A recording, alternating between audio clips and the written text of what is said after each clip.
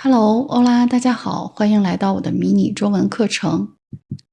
今天是我们基础词汇系列的第8课，我们讲量词的使用。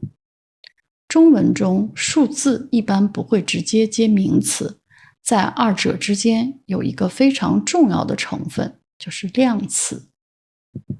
我们首先用几道练习题来复习一下一些基础的量词，看看大家都知道吗？一只公鸡，半个哈密瓜，一块蛋糕，一件衣服。下面正式开始今天的课程。第一个量词，量。量这个量词与车相关，有轮子的在地面行驶的车一般用这个量词。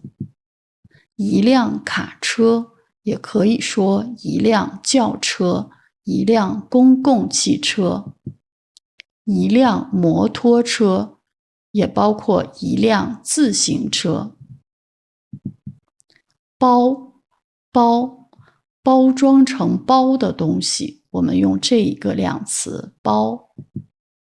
一包糖果，因为糖果是包装成这样的一包。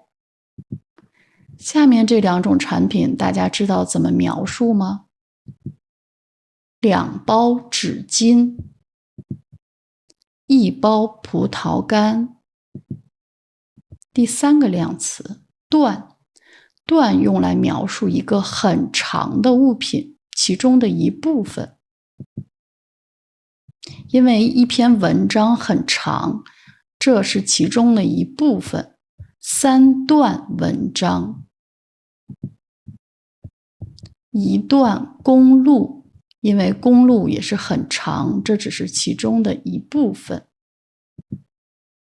第四个量词，条。条一般指长条形的物品。一条鱼，因为很多鱼都是长条形的。一条裤子，也可以说一条长裤，一条短裤，一条裙子，都是用这一个量词。双，双是指成对的东西，这个东西有两只，它们是对称的。一双鞋，因为鞋有一只左脚，一只右脚。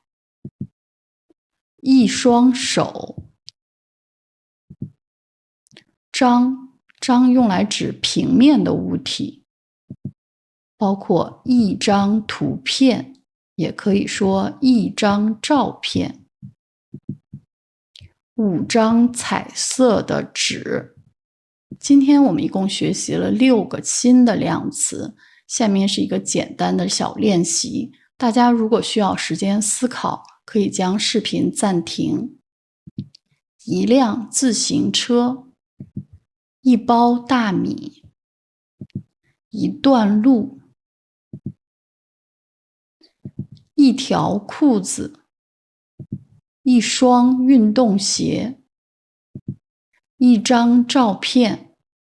好，以上是我们今天课程的所有内容。你们还对哪一个量词比较感兴趣？可以在下面留言给我。谢谢大家，再见。